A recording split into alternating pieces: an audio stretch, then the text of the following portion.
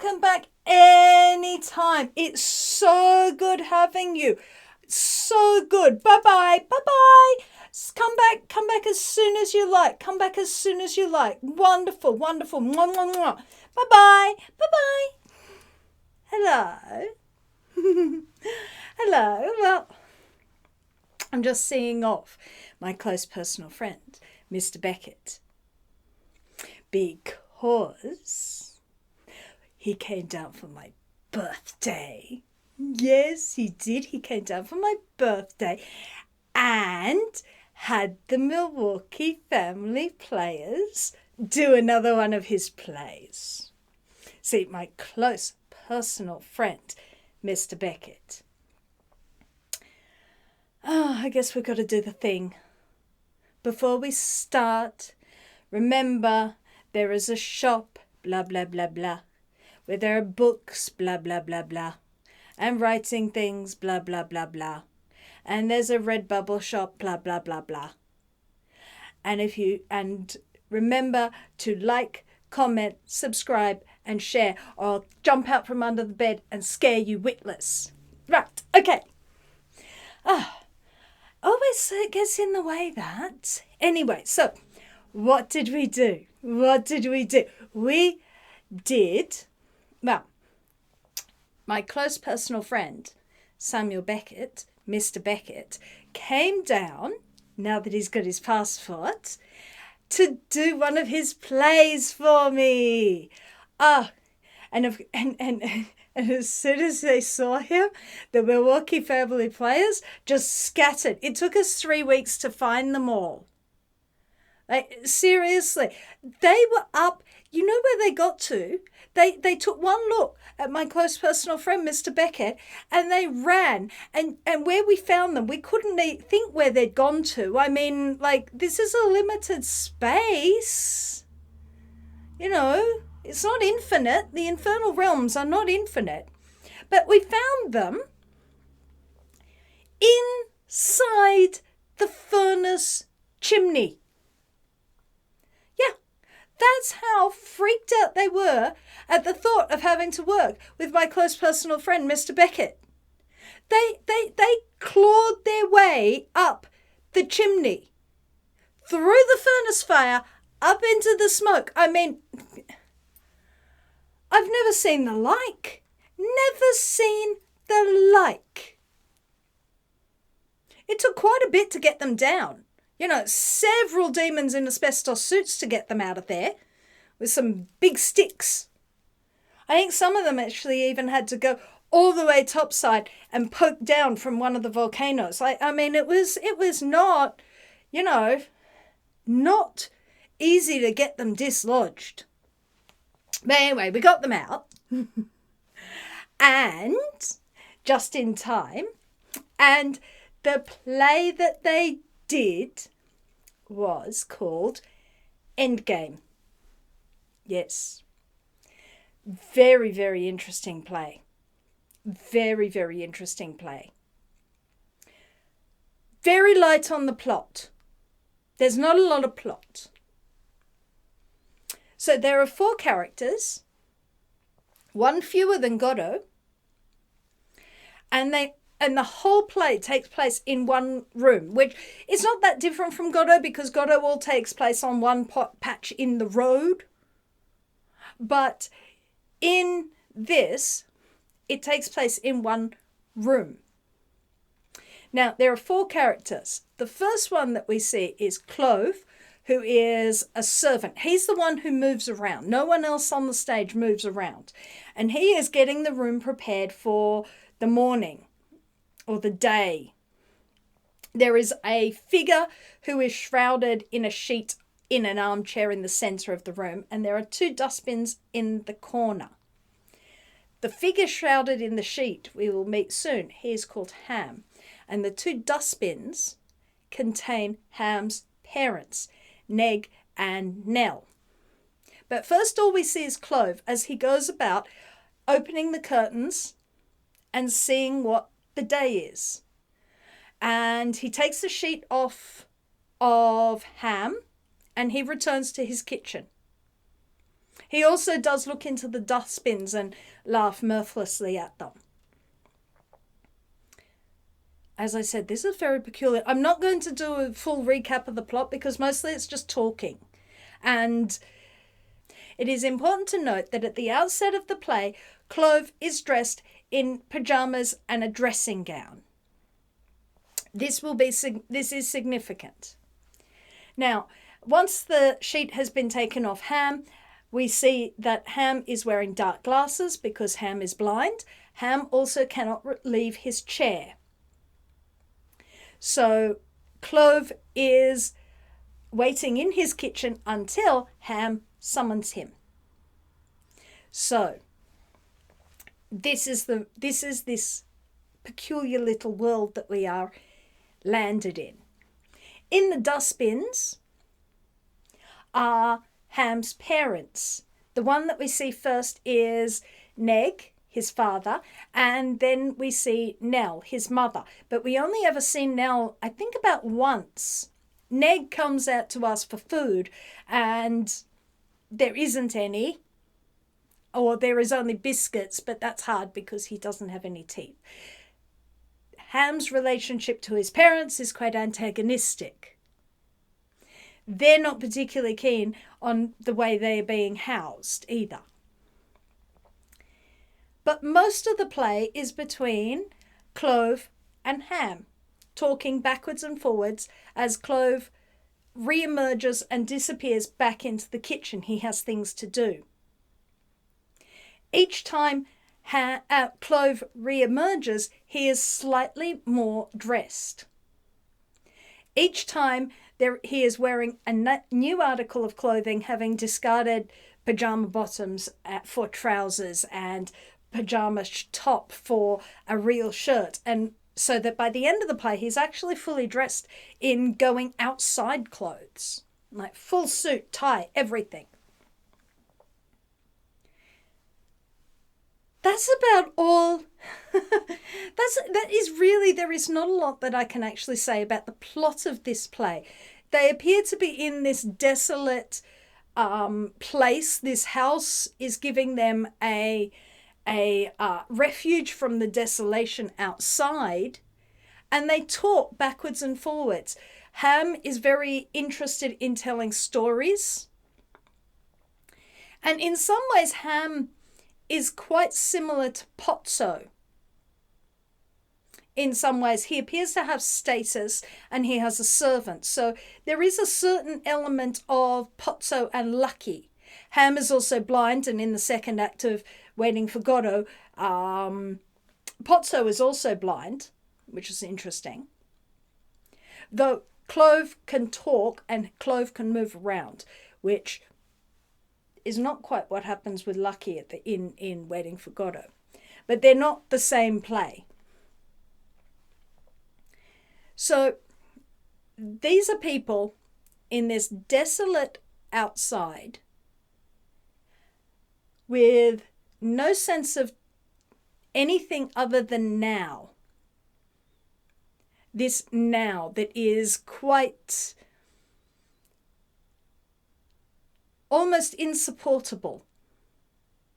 They all have their afflictions. Ham is blind and cannot leave his armchair. He cannot move. Clove's arms and legs are sore. The old people in the dustbins, Neg and Nell, their sight is going, their hearing is going. Their hearing is still there, though. When Nell says that, she then says "speak up," which is a nice little laugh. But they can't leave the dustbins. They seem to be in there, almost like they're contained in there. And so it's very hard to say what this is about, because it is an absurdist play. Beckett is an absurdist playwright. So what is this? And I think the best way to start to think about what this is not to think about it in terms of what does this symbolize? What does this symbolize? Is ham a symbol of this? Is clove a symbol of this? What is the disaster that has befallen? Because they do talk about a world before this. Clove doesn't seem to have any memory of anything other than this room. He appears to have come into Ham's service as a very small child, well before he doesn't even remember his father. Ham keeps telling this story of a man who comes to him and begging for things because he has a child at home, several days' journey at home. Whether this is Ham trying to create something out of nothing, out of the nothing that he no longer remembers about how Clove came to him, I don't know. You could interpret it that way. Is he offering Clove some sort of history? Yet he has no sense of time, and he also has no sense of tenderness towards Clove, although he is utterly dependent upon Clove and is quite lamentable at times. Not that he's like this nice person, but his dependence is quite tragic. He really is in this position of an inability to do anything for him. He is utterly dependent, and is his storytelling a way to have control over the narrative, at least, even if he can't have any control, physical control, though he gives orders, which seems to be a form of control. But interestingly, the two old people in the dustbins, they have reciprocal tenderness. Neg gives Nell half his biscuit. He saved half his biscuit for her. She doesn't want it, but he saved half his biscuit for her. They speak of a past and of a tenderness that suggests that they haven't lost everything into their current state, which is quite interesting. But I think approaching this, I think of this is coming after that very big war that Ares had that sent the Brecht-hating Germans down here. Now, from what I can gather, not that I'm particularly interested in what my brother cousin Ares does, he just bellows and makes a lot of noise. I mean, if Ares is occupied, well, it's bad for you, and it creates a lot of paperwork for us. Honestly, I have to stick extra arms on the demons to get the paperwork done for all the dead that come down here when Ares decides to play games. Seriously. Selfish Ares. Anyway, that's enough about my problems. This play came from after that time. And I think that part of what makes this, if we ignore it's an apocalyptic outside, that's kind of not the point. Because post-apocalyptic kind of stories are kind of boring, and they're genuinely very, very bleak. They're really, really bleak, but I wouldn't call this play bleak. In fact, I found this play had real sense of hope in it, which is quite unusual. But you had in this world, you had a world order that had been utterly smashed. I mean, sometimes Ares can be useful if things are intractably locked in. Sometimes, yes, he does break things up and force people to change. But Ham doesn't want to change. Ham is the one who has clearly had the power for most of the time, and now he is dependent, but he likes to exert what he felt was his power. It's really the dying throes of somebody who likes to have control. And they're literally dying throes. I mean, he is in the end game of life. How many more mornings will Ham wake up? Clove keeps threatening to leave, and the fact that he keeps dressing and dressing and dressing and getting more and more dressed when there is no cause for him to change at all. And because it's quite subtle. It's only until once he comes out with a waistcoat on that you realize, oh, he's getting dressed in the kitchen. He keeps talking about he's going to leave. And so, what is leaving? What is leaving? What is going out into this desolation, this unknown? We don't know what it's like. We have a few descriptions of, not even descriptions. We know that there's the sea, and we know that there's the land. We know that there's light. But we don't know what it is out there.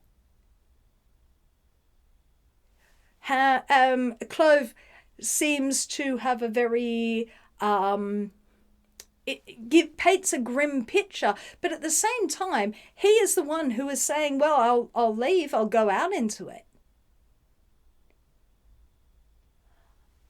And coming at the time, if everything is broken, if the people who broke it are themselves now trapped in their past, in their justifications, in their narrativizing,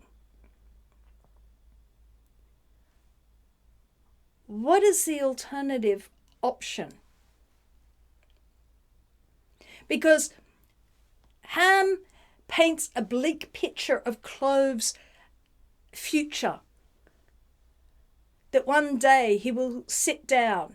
He can't sit down. Lay down and not be able to get up again. One day he'll go blind. He won't be able to see. One day he will be in the same position that Ham is in. Which suggests that he sees everything as a degree of inevitability, that this is the only way things can be. And there is another point at which Ham complains about what Clove has said, and Clove retorts with him, well, you know, these are your words, that you taught me these words. If they don't please you any longer, teach me others or let me be silent, which is a very interesting thing. Silence can be a rebuke. Ham is very, very needy. Do you love me? Do you forgive me? And Clove exerts power by refusing to forgive. Because he says, do you forgive me? And Clove is silent. And he says, do you forgive? I heard you.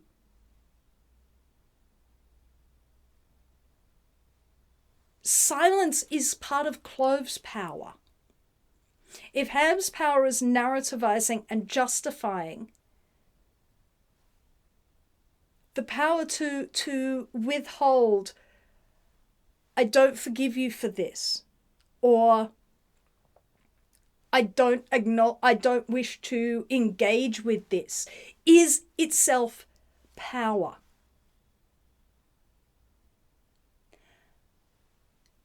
That's an interesting thing.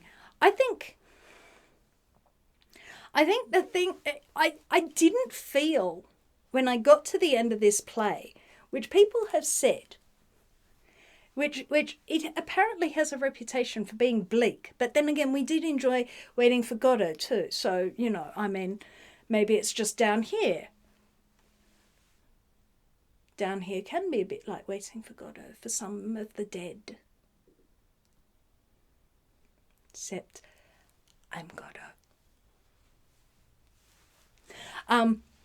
This one doesn't even have a Godot. This play doesn't even have a Godot. There is no thing that they're waiting for. There is no idea that things will improve, but things will only get worse. But there is still the worth of, will we leave? Can I leave? Clove can leave. And if the past brought nothing but a destruction of everything, if the old narratives no longer stand, if the old ways of doing things no longer stand, then as after that big war, did those things stand anymore?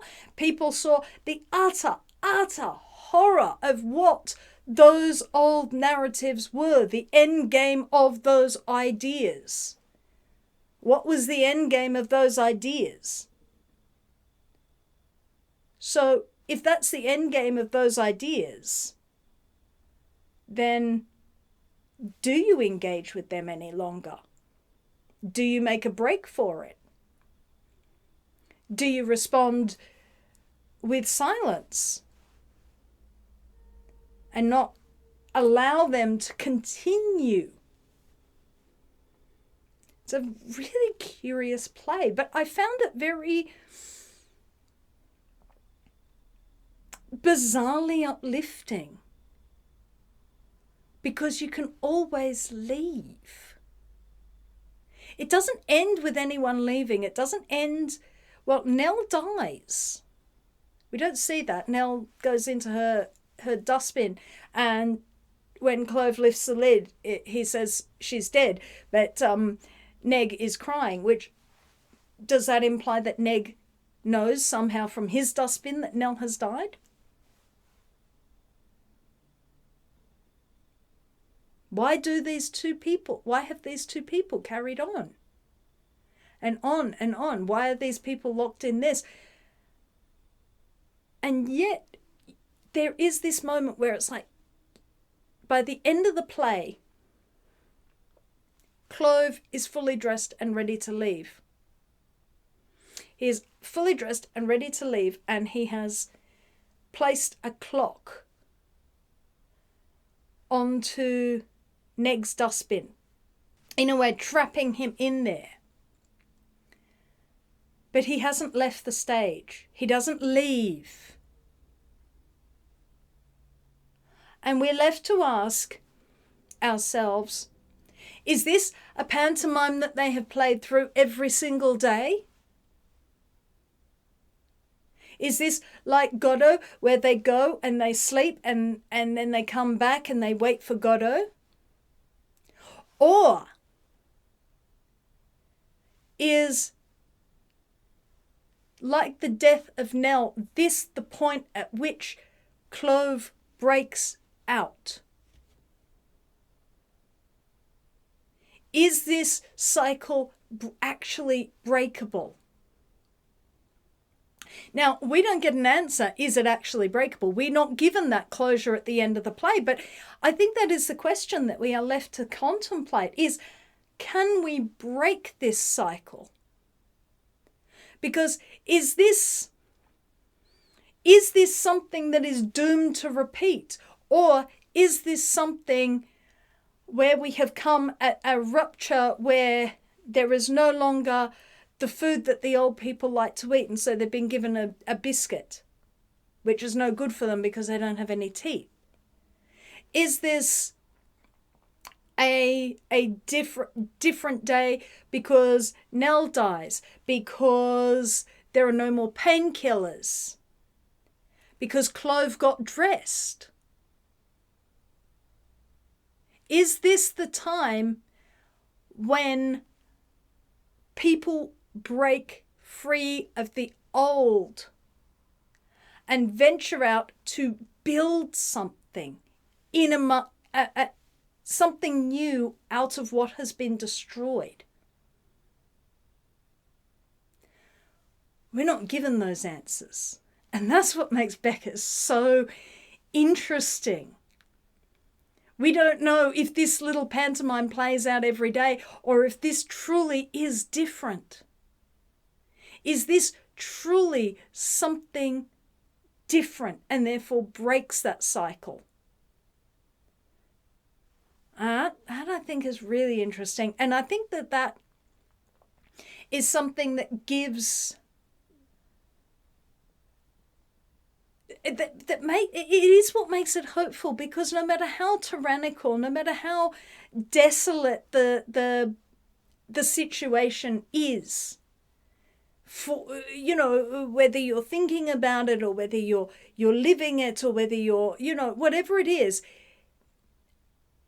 breaking it is the beginning of change. It might get worse. It might get so much worse, but it might get better. You will never know until you break free. And that's what I think is the uplifting part, because we are on the cusp of breaking free. The fact that there's an alarm clock, a mechanized alarm clock, is interesting because, and it works. Clove reassures Ham that it works because he's going to set the alarm to ring if he leaves, so that Clove knows that so that Ham knows that he left and that he didn't just die in the kitchen because he can't see. And a clock is clockwork. It does the same thing all the time. It's a mechanized thing. It's rhythmical. It doesn't stop until it's wound down, until everything finally ends. It can also be broken. You can stop a clock. You can break it. You don't have to live a mechanical life. You can actually break free of that. And I think that's what makes it so hopeful, is the idea that this cycle is not like the cycle of the seasons or the movement of the planets, things that we are responsible for. This is an imposed cycle. You may not remember when you imposed it, how you imposed it, but it is imposed and it is regulated in some ways by yourself. You have to wind that clock to keep it going. You have to keep that thing going. You can choose not to wind the clock. You can choose you can choose to break the cycle. You can choose to get dressed.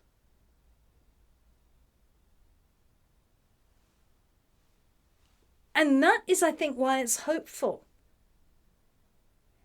Ignore the post-apocalyptic stuff. Ignore the desolation. That is what happens when you are trapped within a cycle. When you are trapped somewhere and you cannot see anything than what you do. You could see it, in some ways, as a metaphor for depression or, negative thinking. Not that I'd know anything about those. But I do know that humans do. But you could see it in that way. That these things will repeat and repeat and repeat and seem bleak and desolate and empty until you have something that will disrupt it. Until you break that. Monotony is suffocating. And my good friend Mr Samuel Beckett knew a great deal of monotony when he was in the south of France during the Second World War. He told us about that. So, breaking monotony requires action, and action requires something radical. That's why I find this hopeful. Everything, when you are trapped within a cycle, everything looks stuck. It's familiar, comfortable, it's familiar misery is preferable for some reason to you humans than unfamiliar things. Like the possibility of change, unfamiliar change is less enticing to you than familiar misery if you are stuck in it for long enough. And and that's something I think that, you know, it's what makes this so, for me, is what makes this so bizarrely uplifting. It's not a play that you would look at and think, yeah, that's going to be uplifting. That's a barrel of laughs. It does actually have laughs in it. It does have some laughs in it. But I think it's very important with the work of my close personal friend, Mr Samuel Beckett, not to get bogged down in the reality, try to understand the world, but to view it in a much more psychological, a much more philosophical lens.